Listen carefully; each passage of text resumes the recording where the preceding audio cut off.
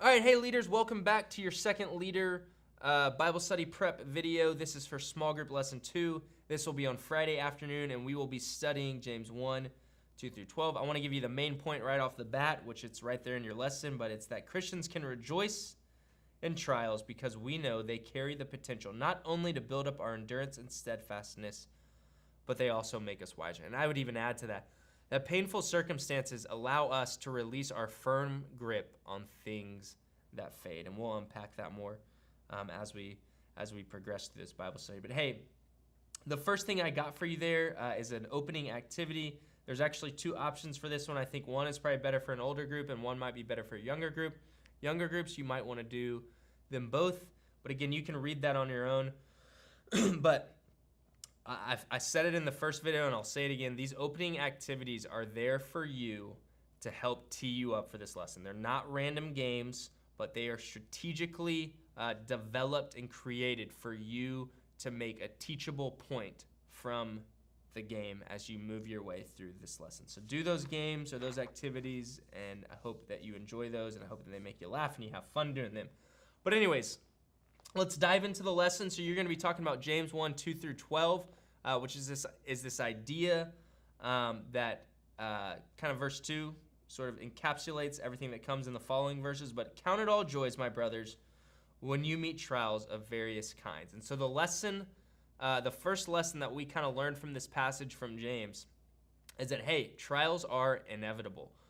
Trials and painful circumstances are one of the few, if only, true common denominators, I think, amongst all humanity and all people from the beginning of time to the end of the times, or to present day, I should say. But we all face difficult and painful circumstances, and Christians are certainly not exempt from that. So you'll ask the question after you read that text and mention that. You'll ask the question to your group, hey, what trials are you currently experiencing? And you might talk on that question for a while. In fact, you might spend a lot of time just reading that verse and talking about that question and identifying some current struggles that your group is going through. But then eventually you'll want to move into the idea that James commands us to rejoice and to count it all joy when we have trials of various kinds. And there's 2 kind of people who rejoice during trials. There's one, I think there's just straight up like lunatics or people that are just out of touch with reality that rejoice and that count it joy during trials. And then the second group, and I think that this would cover us, is that people who know something are able to rejoice in times of trials. And so the point there is that knowing that something good can come. Dang it. Okay. I'm going to go back to when I talk about there's 2 different kinds of people. So there's 2 kinds of people that count it all joy and that are joyful and rejoice during times of suffering and pain. And the first is just flaky, weird, out of touch with reality people. The second is people who know something. So take, for example, and this is all in your lesson, take, for example, a weightlifter or the push-up contest you just did. People lift weights, people do push-ups, not really, I think, because they love the idea of their muscles being in pain, right? No one's like, oh yeah, I mean, people might say like, oh yeah, I love the burn, but really they don't. They love what the burn produces, and that's sculpted muscles, which I know nothing about. But the point there is that you can endure pain and trials if you know that something good can come from it. Even in the midst of pain, the perception, not even the perception, but the perspective, I should say, that knowing that something good will come through these trials will enable you, I think, to be joyful, like James is talking about, during painful seasons of life. Now, it would be insufficient only to say we should endure pain because it will give us the ability to endure more pain, or take a butt kicking because it'll allow you to take more butt kickings. Like that, thankfully, I should say, that's not where James stops. But James keeps going with verses 4 and 5, and he talks about some more benefits that come from a result of enduring trials. And he says that trials carry the potential not only to build up our endurance, but to fill out our character. Trials fill us with things that we lack. What do we lack?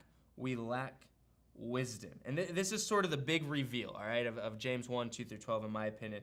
We can rejoice in the midst of sufferings because we know that suffering will make us wiser. It will fill us up with things that we don't yet have. And so this is honestly, and I didn't come up with this question, I think this is my favorite question of all of the 3 Bible studies. But you'll ask your students, am I humble enough to accept pain as a teacher? And that's a deep question. When I first read that question a couple weeks ago, I didn't know what to think of it, but I hope that the Lord really blesses that question and kind of tear through some walls in your group. But am I humble enough to accept pain as a teacher? So shortly after that, you will be moving in to your application portion, which we'll talk about, or we'll read again James 1, verses 9 through 11. And the first thing for application is there's one of 2 things, is that trials can give us wisdom to release our grips on things that fade. If we're not careful, and I think we've all fallen short of this, we will make our beauty, our looks, our success, our money, our grades the source of our life. And that's a terrible mistake, and it's a really poor investment. And I do believe that sometimes God, in his mercy and out of love, he might snap us out of that through putting us through a trying season or a painful circumstance or a painful situation or whatever that looks like. But the point being is that sometimes when we cling too tightly to things of this world, the way that God pries our fingers off of these things that we're holding too tightly is through kind of guiding us through a season of pain. So again, pain is a great teacher, and I think that one of the key lessons that pain teaches us is to not hold too tightly to the fleeting things of this world. The second point that you'll make in your application is that trial gives us wisdom to focus on what will last forever and to look towards God. And so when we experience pain, it can snap us out of putting too much hope in things that will last, like we just talked about, and at the same time, it can cause us to look beyond our current circumstances and realize that there is more to life than we experience. The good thing about being a believer in Christ is that we can have the understanding that though this world can throw anything at us, and it might just throw everything that it has at us, we know that there is hope in who Christ is and that there is hope in the resurrection. And so I truly believe that that being in moments of pain gives us the perspective to look beyond this world and to be otherworldly.